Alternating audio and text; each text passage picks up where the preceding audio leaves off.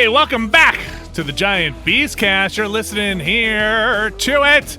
It is October. Get ready to get scared. You've been scared this whole year. Get ready to get frightened with October coming at you. It is the Festival of Scariness. That's what they call October. No, Frights. The Festival of Frights. Oh, that's actually pretty good. Jeff Bacalar, thank you. It's a miracle we got there. It is episode 280th, Thursday, October 1st. Is that right? Yeah. Friday, October 2nd, if you're listening to when this used to go up back in the time before time. October, one of my favorite months. I love fall. I'm a big fan of the fall. And actually, we did have some fall weather here. Alex Navarro. Ooh! I was scared. I was scared.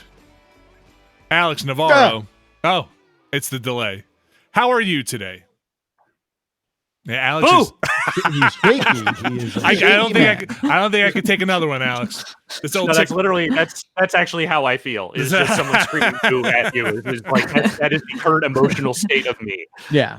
Mine is somebody screaming boo at me is how I feel. Boo. They're yelling boo at Caravella. I can make Simpsons jokes too. Yeah. Alex, how are you doing? Okay, fantastic. Yeah. That's better than last week. That's last week was more of a. This is more of a. Abby Russell, how are you? That's me. I'm doing so well. Thank you for asking. Oh, that's great. Good to know. Jeff Bacalar. Jeff. Yeah. What? Sorry, I didn't do a Halloween boo bit. I just answered honestly. Yeah. No law that says you gotta. Let's do it for all of October. That would be fun. Do you do a name change thing? Scary Jeff nope. Bacalar? Jeff Scarilar? No, it's too late. It's already October 1st. I can't do the Death Bacalar. No, that's not good. Oh. You should do Bacalar from the Dead. Huh? Did you ever do that's that one? That's actually not bad. Okay. That's actually not bad. Jeff Bacalar from the Dead? No? Jeff the Wolfman Bacalar. Jeff. Just bats Bacalar, just spooky bats. Jeff Bacalar turn to a puff of smoke and just bats. That'd be all right. Candy Bacalar. Can someone do that? Jeff, sometimes he's purple on camera Acalar. Purple Acalar. Count Bacalar. Bacalar. I like that. Bastion of creativity. Mm-hmm. Let's not spend it all on me right now. I won't. No. I'll save Who else some. Would you spend it on? Save it. I'm going to put it in the bank. It's going to get interest, and I'll spend it later. Speaking of putting things in the bank, banked a couple of hours with some video games this week, huh? Getting right into it. Oh, did you? Wow. Did you play, Vin? Oh, did you now? I did. I played some Hades, some more of that Hades, which I continue to enjoy. Maybe How far in are you? plateauing a bit. Still sitting around in Elysium. Just kind of cooling with the Elysium crew. I haven't put that many hours in since the quick look, so I don't even think I made it back up to those end bosses of Elysium again yet, but I continue to enjoy that game very much. Anybody else want to talk about Hades while we're Hayden out? I'm still playing. Okay. Yeah, I'm still playing. I'm in this save. I am up to the stupid bone snake thing. Yeah. That angry lava bone snake thing. That thing sucks. Yeah. But that's where I'm at currently. Yeah. Yeah. I think I don't know. Like I really like it. I definitely hit walls in it where I'm like, all right, putting this down putting that down for a while. Somebody collapsed. I don't know what it's probably fine. It's probably fine. I think I told you guys the story of I think I mentioned this somewhere. My kids called my wife upstairs to the attic and then proceeded to intentionally drop the beanbag chair on her head as she was coming up the attic steps. And she was not happy about those hijinks. So funny. I wouldn't be either. I think it's so funny. Yeah. I'm a big fan. I love that kind of mischief. Yeah, it was It was definitely mischief. It was mischief in the way only little kids can do mischief. They enjoyed it. Also played Iron Harvest, which is a real-time strategy game, something I've been trying to get to for a little bit now. Wound up picking that up and playing it, and it's got a real slow open that I am trying to get through. So I'm not sure. It's one of those things again where I can't tell because I feel like I want to play it and do some coverage of it and get to a point where I can do coverage of it. Where I feel like this is moving very slowly. This needs to pick up the pace a bit. I've already put more than a couple hours in, and I feel like I haven't done anything of substance yet. I'm not sure if I am enjoying that yet. Maybe not in the meat of it yet. Also, it's got an option for the voices as they would be portrayed in those territories, like the native voices for these made-up lands, but that I would recommend putting on because the voice acting in English didn't sound great to me. Iron Harvest. Iron Harvest. What else? They're making RTS games. That's wild. I like an RTS game, but so far this one has been that close in RTS. Follow a couple of units, like small, manageable groups. Small units. Small units. Like I've only managed not massive armies, only small groups of people, and with a hero unit, and that's not my favorite type of real-time strategy game. That kind of micromanagement. I like the big picture stuff. I like bases. I think that's kind of it. I've been really itching to get out there and finish my kids' desks. Got to get out there and finish the desks. They're almost done. I just gotta do some final sanding on them. I was supposed to finish them up last weekend, and then I was like, you know what? I should put braces on the back because these things are gonna rack back and forth if they're not braced in the back.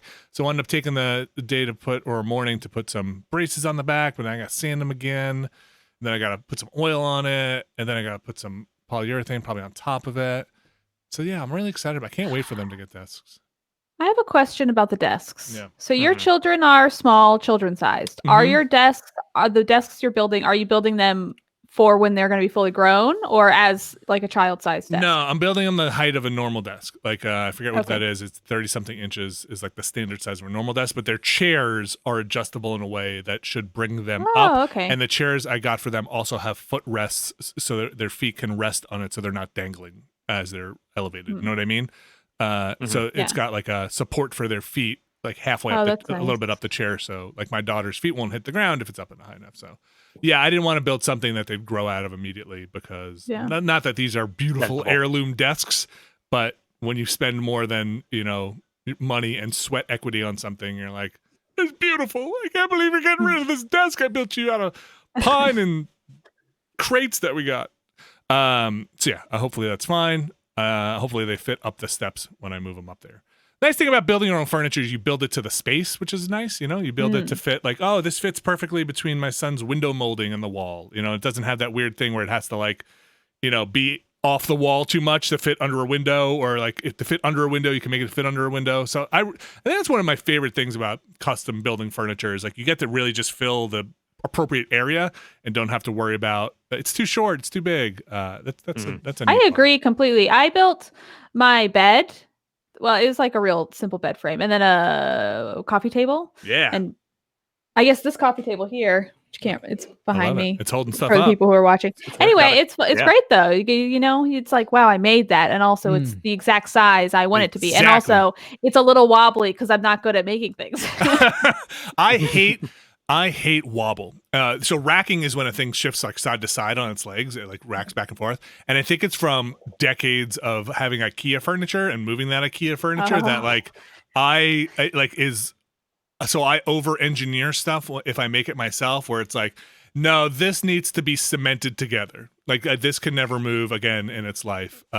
Because I hate when something leans a little bit or like you sit at something and it's got like a wobble to it. Ugh, drives me nuts. Yeah, that drives me crazy, especially if it's in your webcam shot and like your shelves all look crooked. It just like bothers me so terrible. bad. I don't know if that's what people are seeing like on the actual stream, but we're seeing something that's just not great. Yeah, I was gonna bring this up maybe more gently than Jeff Bakalar did, but I'm gonna say that it feels like there's a tilt somewhere on your camera. It's like it's kind of leaning in a direction. I like the tilt.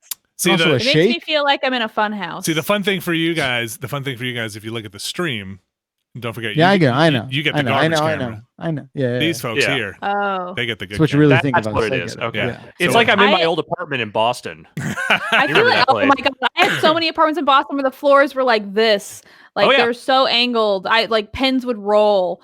Anyway, I like the angled stuff because it looks like your shelves are all crooked. Like you got too many Transformers on them and they're just crumbling under their own weight. I just want everyone who's watching the live stream, and you have the luxury of doing so, the disparity between the garbage cam and the good cam, it is a chasm of night and day production. I think they can values. see the garbage cam in the upper corner of it if you're watching the stream, because they get the little postage size. Oh my God! Oh, you mean they'll the get a sense of the lean thing? No, yeah, that's really they get really just super crystal clear. Let me tell you. You could say, well, you could definitely see the wobble in it if I shake it. Probably. Anyway, I like things wobble when you shake it, but anyway. Yes. Too many Transformers. Got another one coming. Astro Train just came in. Am I right, folks? Astro Train's on its way. Choo choo. What does that dipshit turn into? Well, what do you think? What would you guess from a name like Astro Train?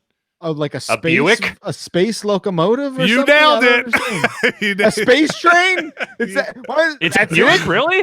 That's it. It's a triple changer and changes from a space shuttle into a train. You know, the two most important vehicles. Yeah. So it's got like an in-betweener kind of mode? No, it's just a full train, full spaceship, and space shuttle. Goes to space. Yeah, and then a robot man. Nothing weird about that. Right. No, there's nothing weird about Transformers in general at all. Let's keep going. No, let's keep going. Let's keep going. Let's keep going. Alex, let's keep going. Alex, what you been up to? Mostly a lot of the same stuff we've talked about over the last couple of weeks. I've played a bunch more Hades. I am making progress in that game, albeit slowly. I feel like I am not hitting walls, but like I'm definitely hitting points where it's like, okay, I need to start figuring out what actual patterns are to these bosses and these encounters, as opposed to just kind of hoping that my stack is good and that I could just kind of mash my way around stuff, which has actually worked for me surprisingly well in some circumstances, not so well in others. You get a really good stack, you can perform some bullshit in that game and be just fine. And when you say stack, just like a stack of buffs and all the different buffs and boons and whatnot that you get over the course of each run. Yeah. Like I've gotten some really good ones that were just allowed me to play like absolute garbage and still succeed, which is always my benchmark for those kinds of games. If I can fumble my way through with good luck, then I'm happy. Because I'm certainly not going to have the skills for it. But yeah, no, I'm having a lot of fun with that game. I'm continuing to play it. What's your favorite weapon so far?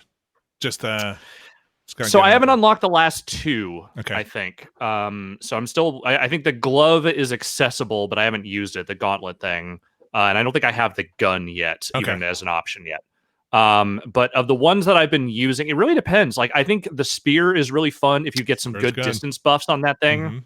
The shield, I think, can be great. It just, I'm not good with it yet. Okay. Honestly, the best runs I've had have been with the sword, which I did not expect to say. It's a starting weapon.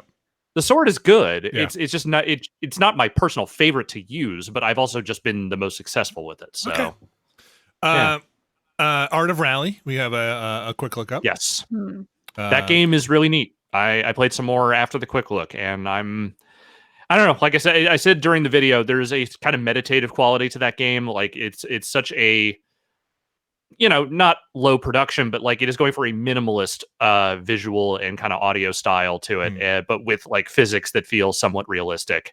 And I don't know, just like kind of zoning out and playing that game has been pleasant, I've found. Anything else been playing? Not really, other than just like a little bit more Spiritfarer, a little more Tony Hawk here and there.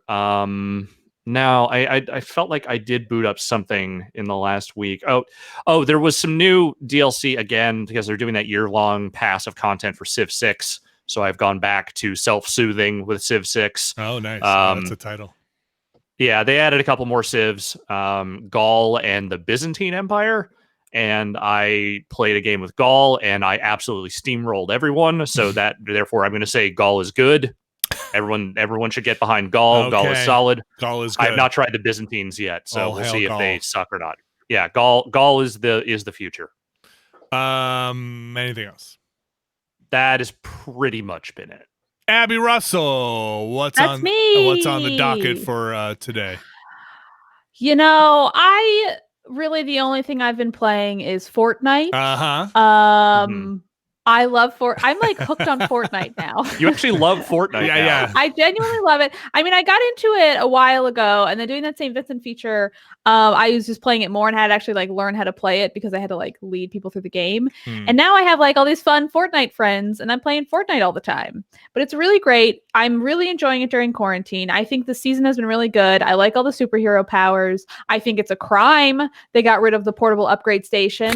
How dare they? I love the portable upgrade station. All I want to do in Fortnite is upgrade my guns, and now I can't do it on the go, and I'm peeved about it.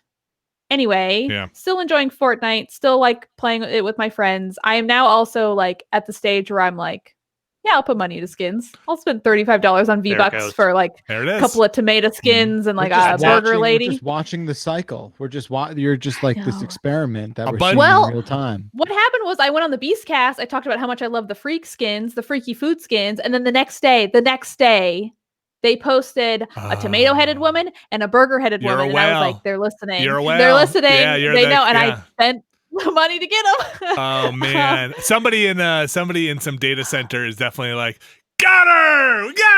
Oh man, how long was it? You said it was going to be 3 years. I said a year and a half. No, she's put money in. We got her. All right, credit card is on file. We got her email address.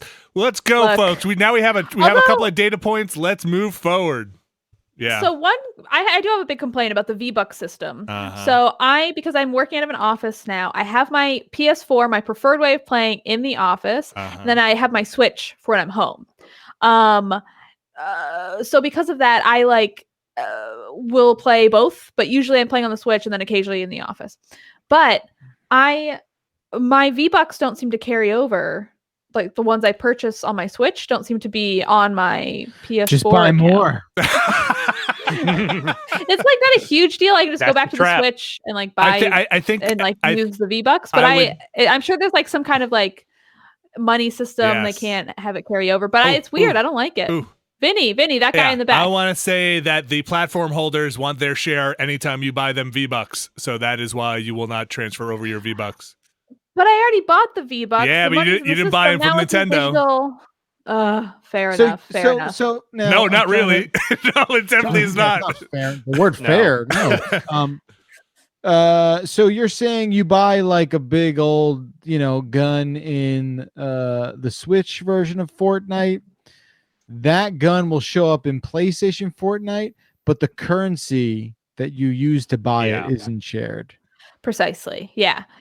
So like I will spend, say, I don't know, $35 on V-Bucks. And then I have those extra V-Bucks once I buy my Taco Woman or Tomato Man. Yeah. And then I go to my PlayStation. I'm like, oh, there's a new emote. I got to have that one. And then I'm like, wait, why do I not have as many V-Bucks as I thought I did? And it's because, it's my Why Switch. do you even have V-Bucks there? What did you do? Because I'm a rich bitch and I want my V-Bucks. Okay. That's why. So it said. So if you had read the back of her T-shirt, you would have seen that. It says it right there. I'm a rich bitch and I want my V-Bucks. Yes, thank you. That's a lot on the back of a shirt, but all right. It's a big shirt. It's like one of those like really long ones. Like it's a sleep shirt, really. Yeah. So how many V-Bucks do you have? What does $30 get you? Like what is I want to know what's the exchange rate? I think it got me 5,000 V-Bucks. Whoa, that sounds like a lot. I actually got I would say the low end skins, which I like the freaky unpopular ones. So these are the ones I usually go for, are around 800 V-Bucks. Okay. Oh, damn. And then like the higher end bundles, like I think I spent 35 V-Bucks to get like a chicken suit bundle. Okay. Are you enjoying it? And it had like I'm enjoying it quite a bit. I think the money's been worth it to me. I also played enough that I'm like, yeah, I'll put a few bucks here and there into it. Whatever. If it makes you happy, Abby, yes. Bless you. I spent money in Red Dead Redemption Online, and I don't know if it made me happy. And I got that naturalist thing, and now we're just doing bounties again. Then you're doing it wrong, I guess. I actually did spend money in Red Dead Online 2 to buy some white pants, and those did make me happy. I look really cool. Who wears white pants in the Wild West? Dead, Marty McFly. I look fucking cool as shit. I'm in like an all white outfit. I'm like this little tiny lady who's running around. She's got like black teeth. I love her. Just like white pants. What a poor clothes decision in like 1890s. I'm just showing off my wealth Yeah, that I can be in all white and be a cowgirl. You just popping tags and then throwing them away when they're done with them, right? Exactly. But I will say because we played a little bit of Sea of Thieves recently, Vinny. That's true. And going from Fortnite and all my V-Bucks spending to Sea of Thieves, I did have that itch of like, I can get cosmetics. I can just do it right now. Just my credit card's here. I had just a bunch push a of like like pirate coins or whatever their like money equivalent is in the game that I hadn't really spent. But the thing that Sea of Thieves does, which I think is nice, but also it hurts when you're doing it, is they will put the fake currency above the real money equivalent to it. So when I buy, like, let's say a sail for my ship, it'll say like it's 500 pirate coins, but underneath it it'll be like it's $8.99. So it's like I'm spending $9 on a sale. It's like when they put the caloric content in McDonald's menu. Exactly. And I'm like, no, hide it away. A small fries is 1,800 calories? Right. Or when in New York, they make you like put the thing that's like, this is too much sodium. This is like all your sodium for a week in this one sale. Chipotle order. Yeah. All right. Anyway. Hey, look, does this sound like someone kind of like admitting out loud and in public that they have a drug problem and they were just like listening to them? No, it doesn't sound like I don't have a problem. I can stop at any time, Jeff. I can stop at any time, okay? There you go. That's the kick. Stop. The question is, should you stop at any time? There you go. You know, it's a free-to-play game. You're putting in how much value over time are you putting in? You're and at this point, I'm basically a Fortnite influencer. That's I've been talking about it for months now. What you say happens in the game now. You're affecting development. Yes. I know. Although what I will say, if they are listening and they want to put more skins for me to buy. So I recently looked up a website that had all of the Fortnite skins available because I wanted to look at all of them. And I ordered it by like most popular to least popular. And I looked at the least popular ones and I'm like, I want them so bad. They're like these weird little freaks. Like they have these like blow up doll things. Not like a blow up doll, but like one of those things that stands up front of like a car. Yes. They have those. They're the least popular thing on there and I want them so badly. So if you want my money, put those in the shop today. How many are there total? Skins? Yeah. A lot. There's a lot. Okay, but like try and narrow it down to a number. I couldn't. It was 42 pages of skins and there's probably at least 20 skins on a page. Well then, that's quite a lot. But also you gotta realize like sometimes they're purchasable. Sometimes they're just for that season and you got to get them on the battle pass. And if you don't, you're shit out of luck. Yeah. But occasionally they'll like come back in the shop. But I think there's going to be some really cool ones for Halloween. I'm excited for their Halloween skins. Ooh, your eyes getting wide there. Everything I need to know. Abby, have you done any of their events that they do? Like, hey, watch this trailer. Okay. I want then you are not a true. I wish I did. I Fortniter. know. I'm like pissed I didn't do. So like when they had the whole like Apple Epic fiasco snafu, they did have like that stupid 1984 event and I was like, this is so fucking stupid and I hate it so much, but you got like this weird cool skin out of it and I'm like, why didn't I do it? Oh, that hurts so much. That hurts. What else you doing? You got I'm really not playing a whole lot. I got back into Return of the Obra Dinn. It's like a thing that I'm enjoying. Me too. And it's so good in bed to just have my Switch and be like, I'm gonna play a little bit. And then I like, watch a little tableau or two, and then I conk out and go to sleep. And it's a nice little game. It's a great game. It's a good thing to do right before bed. It's like it's nice because I've played it a couple times at this point, and I played it semi recently. So it's, a puzzle game. I don't have it memorized certainly, but like, I'm like, oh, this is familiar. I think I know who goes here, what goes there. And it's a nice satisfying thing, especially right now when I have like a lot going on, to just be able to hop in and be like, this is comfortable. This is nice. I like the way it looks and sounds and feels. And then it's satisfying to like check off these boxes. Comfort food. Yeah. Exactly. I like it. Yeah. We ready? If only they'll release some skins for it. I'm praying.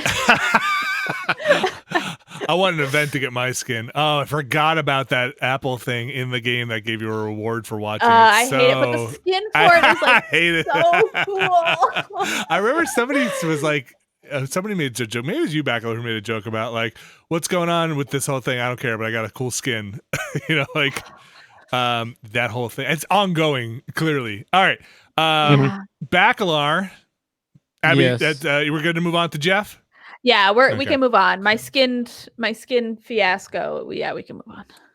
Bacalar, yes, we've been advertised to enough. Speaking of which, what you got going on there? How's your console? How's your little doing? Black box? Yeah. Can you talk now? Is it time? You want me to go get it? No. Yes. Then you got to hold it. You got to touch the mic or something with it because the people on audio won't know what you're holding. I mean, we'll describe it in great detail. Yeah, describe it. Do what you do. Use your words. So paint a mind picture. I guess we're not gonna. Can you talk about it completely? No, I can talk about a lot of it. Okay. Give me the lot of it. Just in the interest of full transparency, there is not a whole lot that we're able to, or I'm able to see with this. The vast majority, especially, so there's a couple embargoes as we go through this, preview period. And the first one that went up this past Monday was concentrated on backwards compatibility and like quick resume as a feature. And that's more or less the extent of what we're all collectively permitted to talk about. There are a couple other outlets that did a little bit beyond that, but we didn't. I do want to talk about that stuff actually, and you can. Yeah. So I'm sorry. How hard would it be for you to hold it up? I just want to actually see it next to you for scale. I mean, I know how talk heavy amongst it is. Yourselves for about 6 to 8 seconds. I think we can. It'll be hard, but we'll make it work. Oh, I know. Brain. Video games. Ew, I can see just feet. Oh no, this was a mistake. I can't believe we did this. Why did we ever do this? Okay, Jeff's back. Wow, it's bigger than I expected. Is it in a box? Okay, it's a little. I have to feed it. Everyone, shush! I have to feed it. Okay, so it's in a box, right? It's in. No, is that it? No, it's the box. It seems That's big. the box. It's huge. I didn't think it would be that big. So if you are listening to the audio version, now's a great time to check out the video version we have of this podcast. So Jeff is holding a black box that's sort of getting lost in his webcam, but it's just like a big void of black. There you go. There you go. It looks really good, like but it monolith. really, it looks exactly like the thing from Space Odyssey, but it's so much bigger than I expected it to be. See, and in my opinion, it's smaller than I thought it would be. Really? Because this box has no shape. It is. What do they call it? Control. Yeah. It's what is that thing? It's unknowable. Formless. Yeah, it is formless. It is humongous and it is tiny. It is one of those objects of power. Did they just slap a shipping label on that and then put it in the mail? Yeah, that's where it came. And FedEx scanned it. Wow. And here you go. I have so many questions. One, why is this the console generation where they're like, we're gonna bring on these freaky little boxes that will not fit into your fucking console center that you've had for years and years and years, where every box is fit comfortably inside of it. Say that. Where are you going to put that thing? Where are you going to put that? Okay. Like it's like 6 inches by 6 inches by like 12 inches. I'm going to have to get rid of one of the shelves on my TV stand. It makes no sense. Like, where do you put that? Well, sideways would maybe. It's 6 inches. I said 6 inches. I nailed it. Yeah, good job. Yeah, so I mean, can it be set sideways? Yeah, it's got feet at the bottom of and it doesn't vent on the bottom, right? It vents on the sides. It vents on the bottom too. It's got vents there and it's got vents in the back. I really expect it to be significantly smaller. It's humongous. Hey, you want to see something super small? Look at this friggin' thing. Oh, Jeff just unzipped his pants. Oh, that's oh, it's on fire. It's super hot. Why is it so Jeff hot? didn't even hear it. No, he doesn't care. What's up? Wait, what did you say? And I said, look at that. Look at that little hard drive. So it looks just like a PS2 memory stick. Yeah, it's still so it's a terabyte of storage, which is pretty wild. But here's the thing. So that doesn't come with it though. That's like a separate accessory. No, right? That's like the $200 thing. Yeah. So here's what's crazy, right? This thing. Yeah. So this was just plugged in standby mode behind me. Oh yeah, guys. Yeah. The entire thing is a little toasty. Now, again, this is pre-release hardware, to be fair. We totally. And I'm sure they're not stoked for me to even get into that much kind of detail. But, people were asking like, it seems like it's in the way that a lot of the other consoles were doing stuff while you were not using them. It seems like this thing might be doing something while you're not using it, to the point where it needs to exhaust heat. Well, no, so the One X does that too. Yeah, like I sometimes when that thing is just sitting offline, like I can feel the heat still radiating out of it. And it's a living quiet, thing. Though. Like, warm-blooded. It's quiet. But again, just casually talking about it's that, it's pretty quiet. We'll have a much more in-depth preview of the entire experience in the weeks that follow. What do you think of the controller? So the controller is slightly updated. It has the scoopy kind of D-pad, which I really love. Does it feel weightier? Because I like how weighty the Pro controller feels compared to the regular controller on the Xbox One X. So the controller is pretty good. It's it does feel smaller, although interesting. It feels smaller, and I think on a sort of spec basis, it technically is from what I gather, but it doesn't look smaller. Oh, okay. So I'll grab that too. Yeah. Keep okay. Going. So we're talking about it amongst yourselves. That was I can't believe he's back. I think it's so big. It's it's about the size I expected it to be. Really? Yeah. See, this is why I gotta get all those size jokes out of the way. It's a good size, I think. The box. Well, people are still talking about the scoop. Dude, I love that D-pad. Yeah. I'm doing a podcast. Oh, your buddy's here? That's cool. Come on, what are you doing? What? He's just telling me his buddy's here. They're just playing outside. All right. Yeah. All right. Sorry. Let's move on. I'm a big fan of what just happened there. Me too. Why not? What's the big deal, you guys? This is work from home fucking underworld. This is how it works. This is it. This is it. Yeah, the do you like directional it? deep. I don't know how I feel about the D-pad. Oh, I love it. Can you pop it off? Because it's my favorite thing to fidget with my Pro controller and just but pop. You can hear it. Here's the ASMR portion of the show. Oh yeah, I can hear it. Yeah. It's got nice little grippies on the back. Ooh. And the shoulder buttons have a tiny bit of the grippy, and so do the tops of the triggers here. Nice. It, like I said, it feels smaller. I don't know. Can you compare? Can you hold up a regular controller next to it? Fucking Christ! All right, we're just making Jeff get up and over and over again. Talk amongst yourselves. Cool. Video games are good. I like them. I want to see the He's just yelling at his kid now. I want to see the PS5. How big is that? That's the thing is we know the PS5 is considerably larger than the One X. Yeah, so it's shaped like a freaking space museum. Okay. Yeah. So you're holding them up. They look very.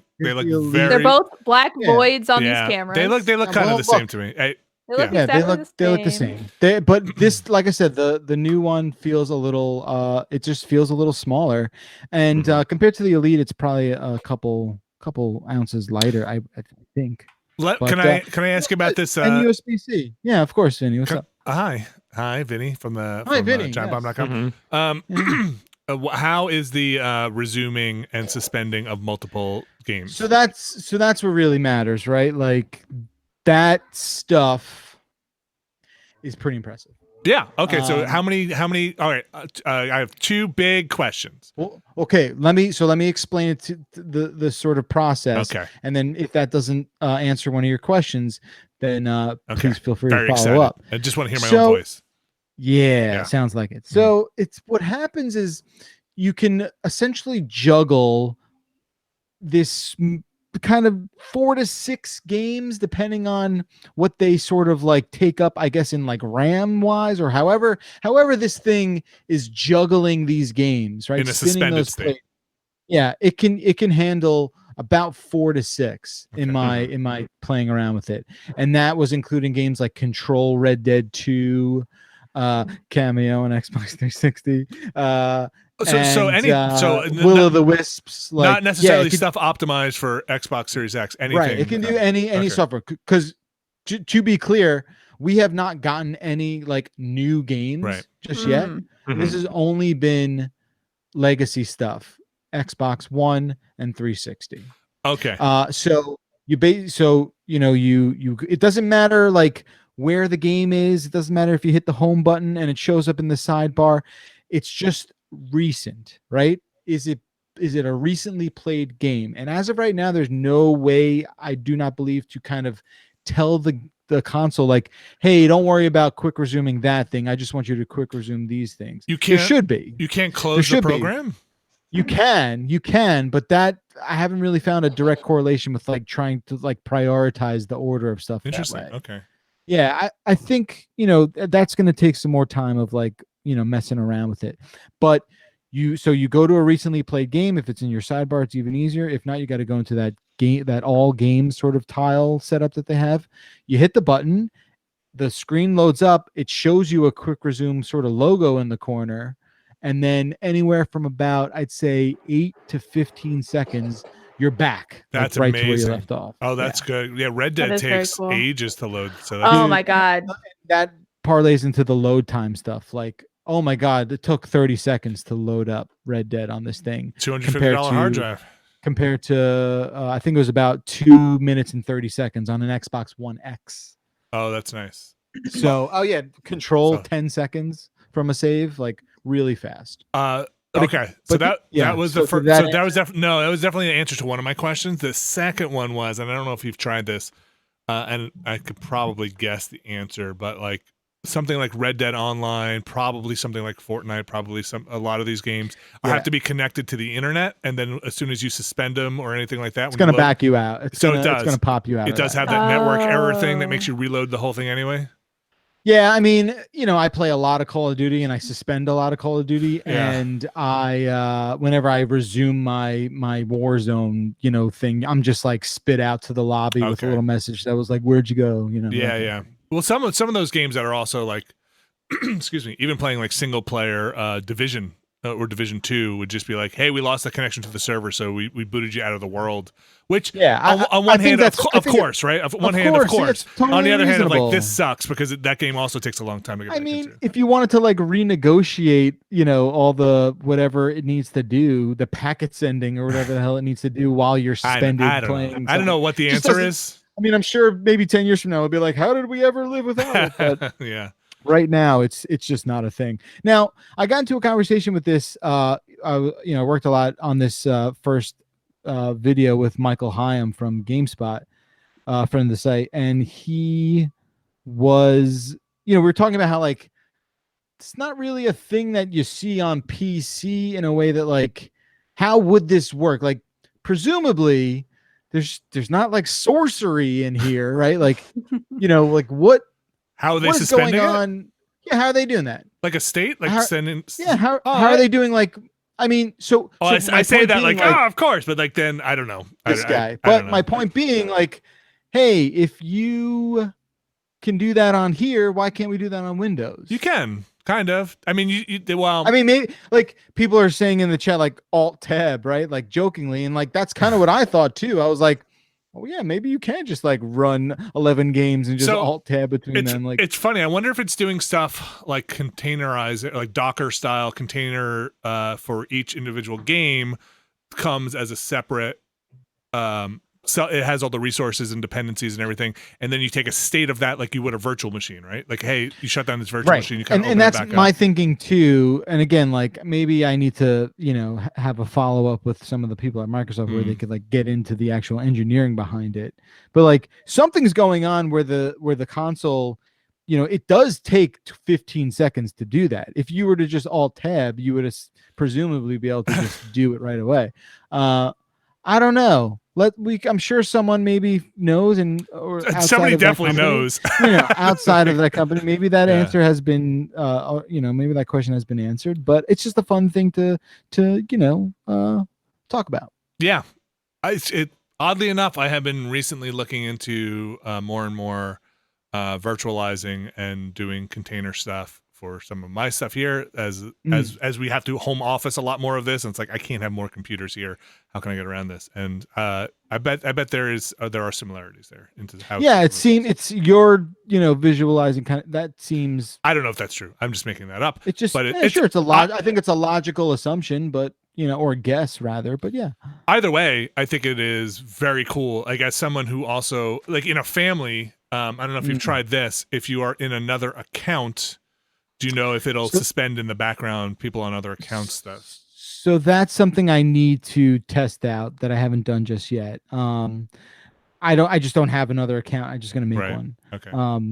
And then I'm pretty sure that's not a problem with like the rights you have to each game. I don't think it's as messy as it sort of comes off as it does on PlayStation. But I would be super curious to see, like, you should, if you don't mind. I haven't seen anything about this yet, but then again, I haven't gone that deep of a dive. If you play like Forza on your account and then try to play Forza on another account, can you just run both of those? I would think it again. This is all just presumption and speculation. I would think that maybe you can't. Do you think it would close the other one, even if they both have rights? Right, but you're loading. You're unfreezing two different sessions. Yeah, but maybe. Yeah, but I don't know. Maybe if they are compartmentalized, maybe they're just completely independent. I don't know. It's these are answerable questions. Yeah. I'm gonna go try it. There was another thing I wanted to bring. Oh, you talked about Forza.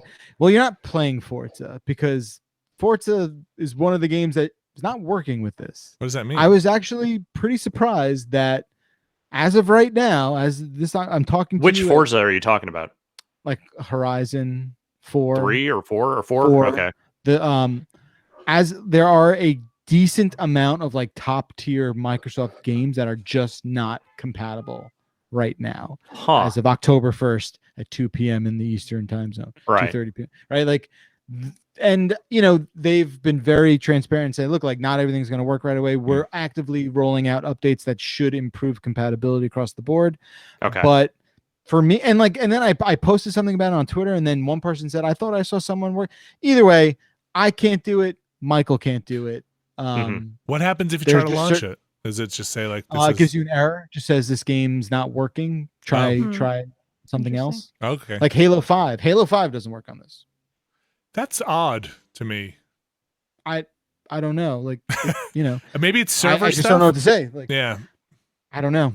Okay. It's not working. So here's the weird thing. You can download it though. So I downloaded, roughly 400 gigs of games. And not, and they did provide a list of 2 games. What's that? Nice. So 2 games. Nice. Yeah. Actually just Call of Duty. There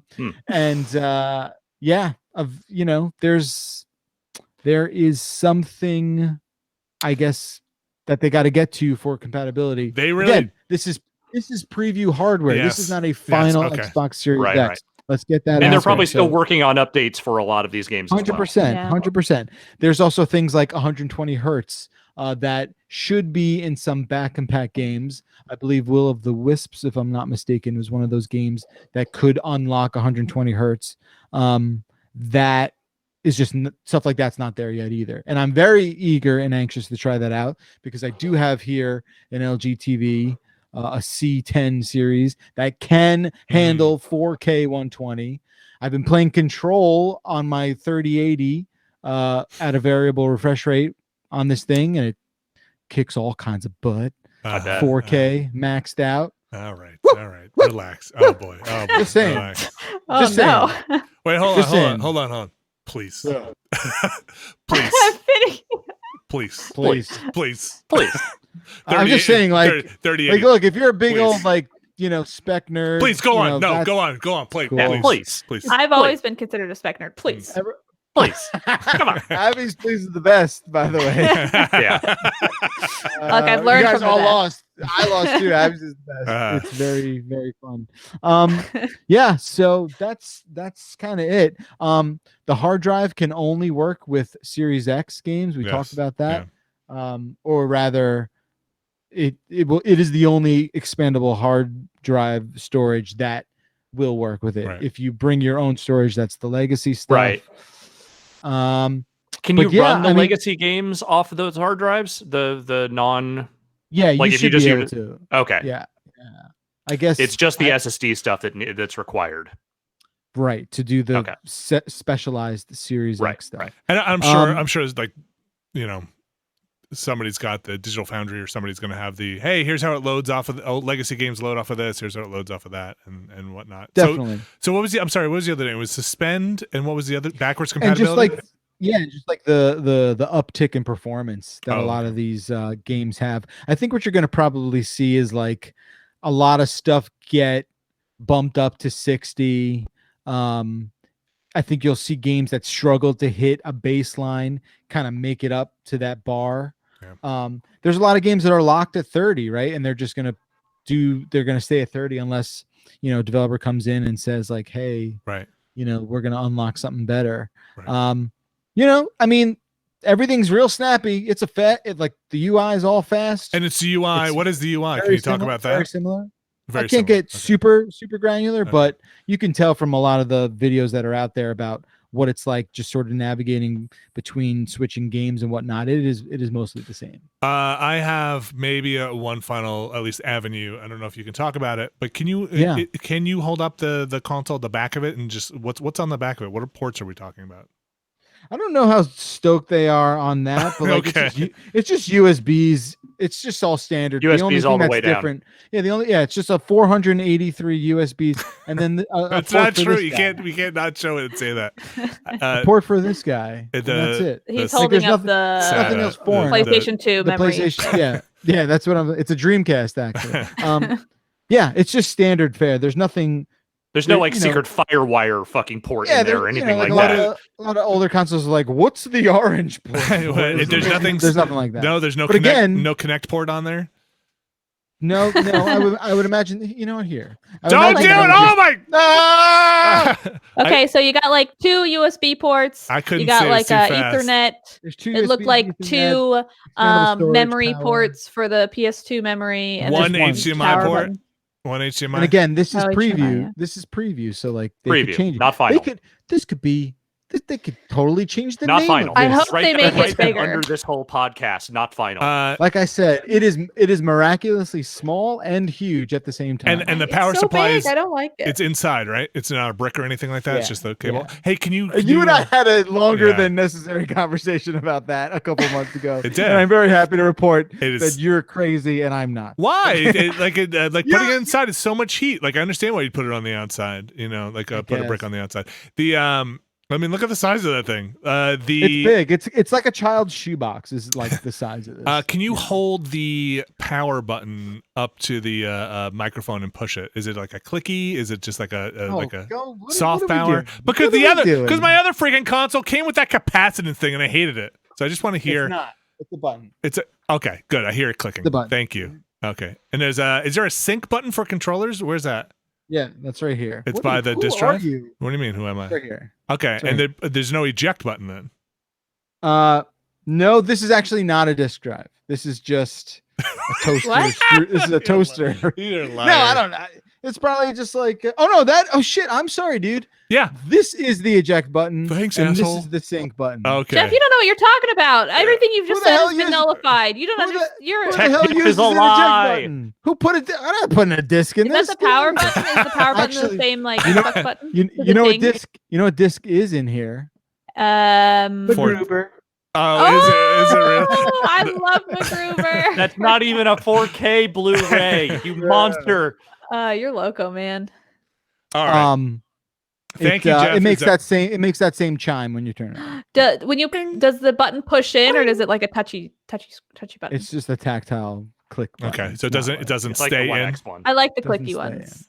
Wow, you guys. These are the important questions. It doesn't click in. It just it's like touchscreen. I want the one that clicks in. Yeah. This is a click in, but it doesn't stay clicked in. Yeah.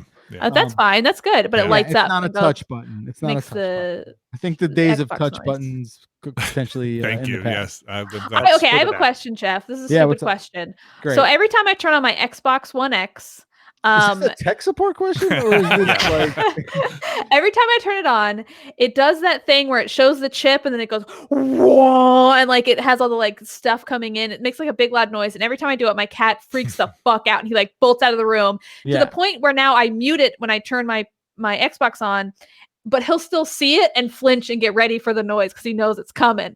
Does this one have anything like that when you turn it on? Yeah, it's got a splash thing. Dang it! Is it loud and scary? How does Marty feel about it? Marty has zero opinions on anything I present to him, but it's not, I don't know. Your cat is going to be afraid. So good. Rude. Are the USB ports on the back just standard? Are they the 3? Are they blue on the back? Are they the? No, they're not blue. Okay. Are they? But I presume they're 3. And they're not C, right? They're just the standard. I don't know what that format is. The rectangular ones. Regular old rectangular ones. Yep. Does it vent out the top, or is it taken from the top? The top is the hot, and it takes in from the bottom. Presumably, I don't know where else it's gonna fucking take it. I don't know either. All right. The back, and the bottom. I'm just asking. Anything else I can think of off the top of my head? Of course, it vents. Yeah, out the top. I mean, it's is it fingerprinty? Hides fingerprints well. It's not a fingerprint magnet, but you can scratch it. I scratched it. Did you? Yeah. Oh yeah. Oh, you're gonna have to pay for that. Yeah, they're up. Yeah. You're gonna get that detailed before you do anything. Like I said, this is this is all non-final, So all right, scratches totally change. The scratch is final. The scratch is final. Scratch ain't going anywhere. Did it come in retail packaging? No. Oh, okay. I want to know how they package it too. That would have been a dumb, fun question. All right. Did it come with an Ethernet cable? Nope. Came with a special HDMI though. You're gonna need for the 4K 120. Right. You need an HDMI 2.1 cable that can handle 48 gigabit, and that is a cable that is not. It is readily available, not in super long quantities. Most cables of that girth and throughput kind of max out at like 8 feet is what I've been seeing. Okay. So that's about all I can say about that. If you want the 4K 120 treatment, your TV has to support HDMI 2.1. Yes, and the port. And the good people at LG that were really very helpful with this entire process. They were able to get me firmware that like unlocked it for the TV. Oh, cool. No kidding. Wait. So damn, Jeff, you got the hookup. So it's not like all TVs are going to support that. I think this was actually a little bit more, for whatever reason, it like, the TV was always capable of doing it, but there was some incompatibility issue that had to be ironed out. And I mean, is this firmware that everyone's eventually going to get? Yeah. Okay. Absolutely. You're saying it's not a physical port thing; it's a firmware thing. It's a hardware thing. You're guaranteeing it's a hardware. Okay. It's a hardware thing, right? It is a hardware thing, but these TVs are future-proofed hardware-wise for that stuff. Right. So if that, exactly. And can you say what model you have? Do you know what year you have? The TV? Yeah. It's an LG. But what year is it? It's a 2020. It is. It's an LG C10. It looks like CX, but I think they refer to it as the C10. The one I bought like a year and a half ago probably doesn't have that stuff in it. Yeah, they only, I believe, and I'm not the Mr. TV guy here, but I believe you're the closest thing we have, man. This is true. I believe the 2019. Yeah, I think you're right. LG OLEDs were the first to have at least one HDMI 2.1 port. That not all 4 of them do. Mm-hmm. This one I know all 4 of them do. But someone in the chat just says the HDMI on the Series X is only 40 gigabits, but that's sure. It's 40, 48. I think they max out at 48. I think. Anyway, that's the story. Thanks, Jeff. I'm super stoked. And they're also saying that the C9 has 4 ports at 2.1 as well. So I don't know what the fuck I'm talking about. What I do know is because I have my older OLED is a 2018. I believe is the year that we all bought ours. And I know for sure that HDMI port, none of the 4 on there allows 2.1. So you're right. And you're So I'm just going to go throw that thing in the garbage is what you're saying. Yeah. I mean, you might as well just take a brick to it and fucking smash it.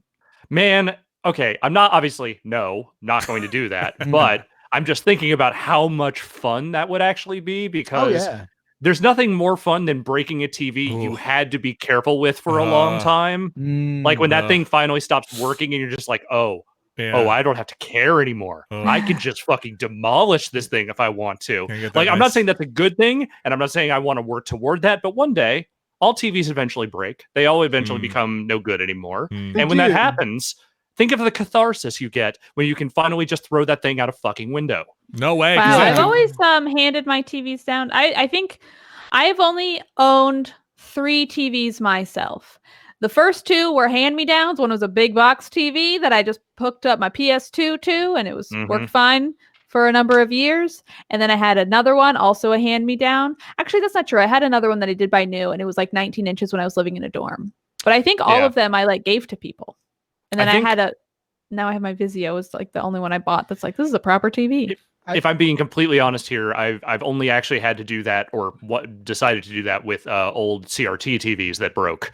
We have had before we went to the 4K revolution, we had a couple of Sony Bravias in the house for a long time, and both of those still work. They are still A-OK. They still do obviously they don't do anything more than 1080p, but they do the job. They are televisions that work, and damn you, Sony, for being so reliable.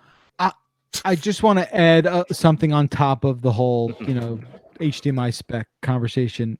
Yes. The thing that I kind of want now that I'm, you're talking a lot about games being able to do 120 or at least support variable refresh rates or whatever it is, I do wish there was some kind of like legend or some sort of transparency where it's like, here's what the game, like when you scroll through that menu and you scroll through the thing, you can see what that game can do. Does that make sense? Yeah. Like, I just want to know that. I think I definitely knocked on the idea of like smart delivery, not because it seemed like a bad idea, but just because it seemed like they were making a bigger deal out of something that should, in my opinion, kind of just be expected. So, I mean, stuff like that, like if you're going to do smart delivery, like I also think part of that conversation should be a bit of a disclosure of like, okay, you have smart delivery for all these games, but I have a 4K TV that can do 120. Am I getting that? Or am I just like, it's up to me to figure that out and just watch it? Yeah. So I think something like that would be cool. Some back of the box bullets. Like show me what we're dealing with here. Bacalar, we look forward to more on the console tech as PS5s roll in, as the Xbox Series X stuff. Is there more you want to talk about that can't talk about, or that seemed pretty comprehensive? I mean, there's I think like the next as this goes on more, presumably other things will be doable on this, and we can get even deeper into like the nooks and crannies in this thing, but for now that's about it. Well, I think we're gonna take a break there. We'll be back in a few minutes, folks. Stick around. You're listening to the Giant Beastcast. We'll be right back.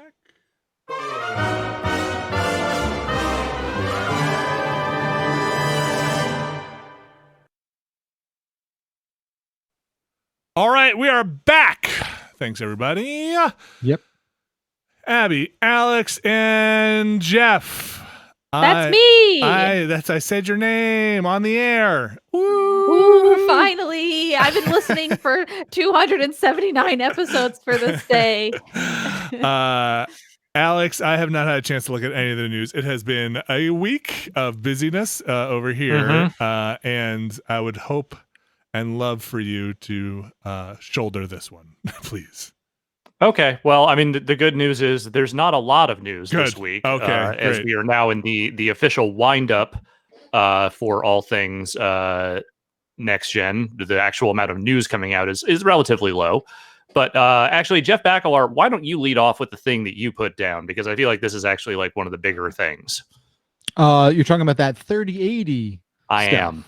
Yes. Yeah, so this is interesting. I actually did a lot more reading and viewing to understand what is currently going on. The vibe that I've gotten about this, and I'll get to the meat and potatoes of it in a second, the vibe that I've gotten is that it's still sort of not completely known about what is going on, but there seem to be some strong suspicions. So there seems to be strong suspicions. Sorry, I'm talking about RTX 3080 graphics video cards. Okay, the one everyone wants right now. Yeah, the one everyone wants that can't, and the one that no one can find. Right. So this will affect none of you.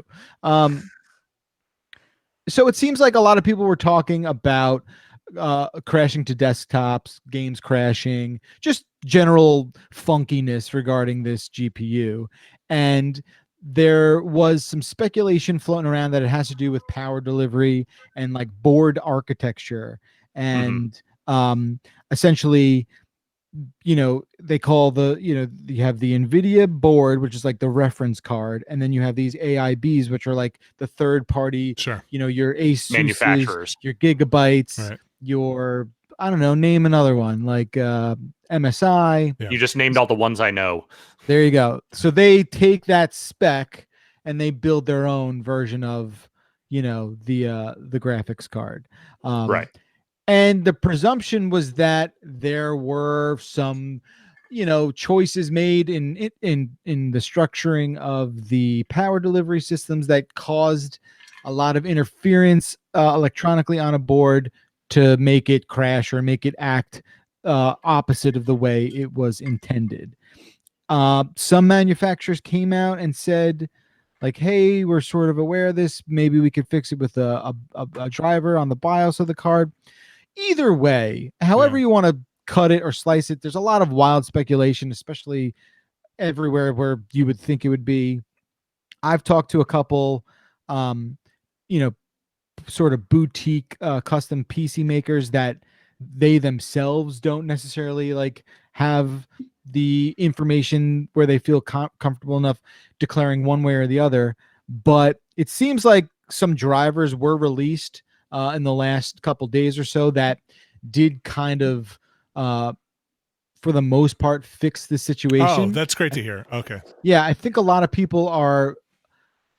They're worried that and how some people can be, but they're worried that like this somehow nerfed their card, right? And that it's not performing. It could have been a performance cutback in the driver, right? It could have been, right. Like, but I don't know. And look, like I understand if you are upset. I understand. Let me rephrase this. I understand being upset that there could be a situation where you are not necessarily getting what you paid for, but it seems like it's not necessarily that, and that it changes just the way the clock sort of boost up on the cards. Okay. Again, go to Digital Foundry and let them explain it to you. So the thing, from what little reading I did on this and the couple of like videos I glanced at, it sounds like the issue with the instability comes when you are overclocking the card, which is to say that the speeds they are advertising that card to work at, which is like the base level, right, should not be, or presumably, or at least from the testing that I've seen going around,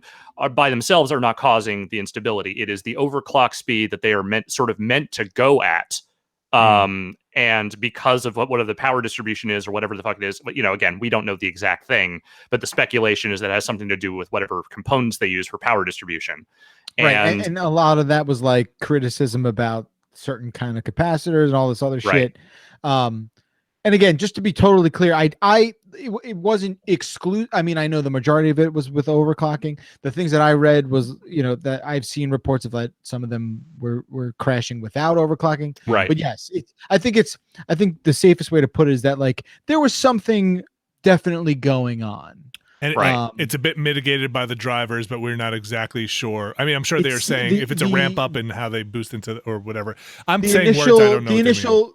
No, it's fine. Like and this is not a cut and dry thing. Like there was a very, for I want to say 12 hours, there was like a very like smoking gun. Like we got him. We know what's causing all these things, and then that seemed to not totally lose its sort of weight, but maybe it's not the exclusive issue, right? So, like Alex said, and it seems like this new driver has, or Vinny said this, mitigated it for the initial reaction. The initial response to it has been, from what I can gather, been positive. Great. Okay. By the time we get one, this should all be ironed. So in 2023, when you finally get your RTX 3080, you'll be able to pop that bad boy right into your motherboard with no worries. No worries. About things crashing. Or my maybe just have to Dremel out the case a little bit, and we'll be fine. We'll be fine. These are large. I am a prick with the 3080, and I'm not going to sit here and act like I haven't been playing it. In my experience, I have not experienced any crashing whatsoever. I am also not overclocking my card. Do you know which manufacturer card you have? I have a Gigabyte Eagle. Yeah. Okay. Are those ones that are getting reports of crashing generally or not? Seemed like they were part of that group too. Okay. And that is in a machine that I've been working with the NZXT friends of ours. So that so not immune. Apparently, there seemed to be a huge range of cards that were affected.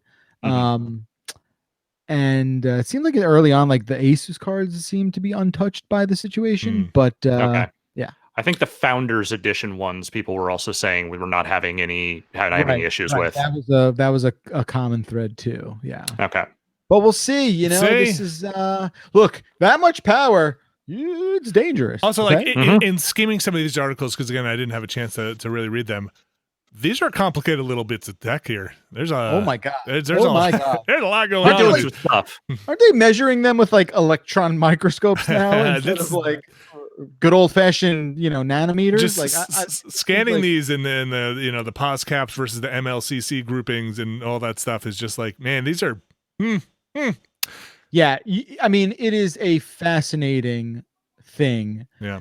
I mean, even in this generational leap, when they talk about like, oh yeah, this thing's way smaller and way faster in a period of 2 years, and you're just like, all right, I guess you're just gonna start printing this shit on DNA soon. Like, well, what are we doing here? Especially since the card is the size of your PC case at this point. So like, they're packing more onto more. But the real stuff. The real shit. The real shit. All right, the real shit. That's super tiny. Yeah. Can we let's move into something?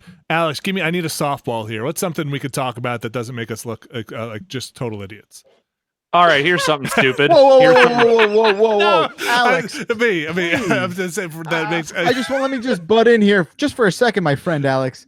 Some dipshit in the bottom left corner here just. Basically summarize the entire segment we just did as what was it? Uninformed malarkey? What was the fucking shit that came out of your mouth? What? We don't sound like idiots? I'm saying, are you talking to me? Oh, no. I'm talking to the other Vinny. I'm in the upper left, so I mean, you're either talking about you or Alex. He's actually in my upper right. Yeah, so okay. The fucking direction doesn't matter. No, I'm teasing. It's tough to talk about. Alex, what do you got? I think we did okay. I think we did okay. Anyway, here's something stupid. Peter Parker's face. That is stupid. I've been saying that for years. I'm glad somebody finally agrees. Dumb fucking face is what that guy's got. Speaking of pos caps, look at this guy. Yeah, very, very posy over here. So Spider-Man Remastered, that's happening. It'll be on the PS5, a variety of different ways, which I will leave you to sort out for yourself because I don't want to talk about that anymore. But so for the remastered version, they're changing Peter Parker's face. And what why are they doing that? Okay. Do they just have like a different actor or something? What's going on? Yeah, so I guess the explanation they're going with was they wanted a better face to go with the motion capture actor that they're using. So they decided that this other actor had a face that matched better with the motion capture stuff. I don't know why that would be or why this explanation to me just reads like, no, you just wanted to change the face and you're looking for an excuse. I don't know. But yeah, so I'm just going to be clear. The face they went with, boy, sure does look a lot more like Tom Holland than the last one did. Looks more. It's Yuri Lowenthal, the voice actor. That's who they're modeling it after. They're. Hold on. Yeah. Who did they model after before? I want to see like a before and after. Oh, you can definitely. You can absolutely see it. Where? Beforeandafter.com. It's my site that just shows you anything you want to see before and after. It is. Who cares?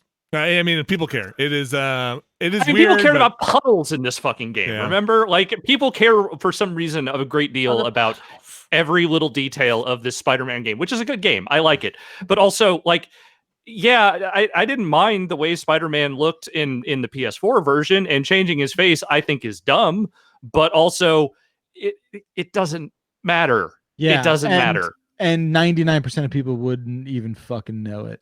I think I would probably boot it up and be like, Oh, that's different. Something's a little different. Put the mask back on. You haven't played that game in 3 years. You'd have no idea. I found the side-by-side pictures, and I would not have noticed. Did you go to beforeandafter.com? It's a white boy, and then it's another white boy, and they both have the same dark hair and sad eyes. And one of those white boy is just a little more Tom Holland-esque than the other. That's kind of it. I can sort of see that. Yeah. Either way, whatever. I mean, it's just they every time something happens with Spider-Man, the internet reacts. So I just wanted to have an internet reaction to Spider-Man's new face, and my reaction is, release the old Spider-Man skin as a suit that the new Spider-Man wears. Release the old, like he puts it. He wears it as a skin suit. It's not a new face. It is like skin over face. Yes, that's what I love want. that idea. I would buy that skin suit, which would be really creepy and gross. But yes, that's what I want.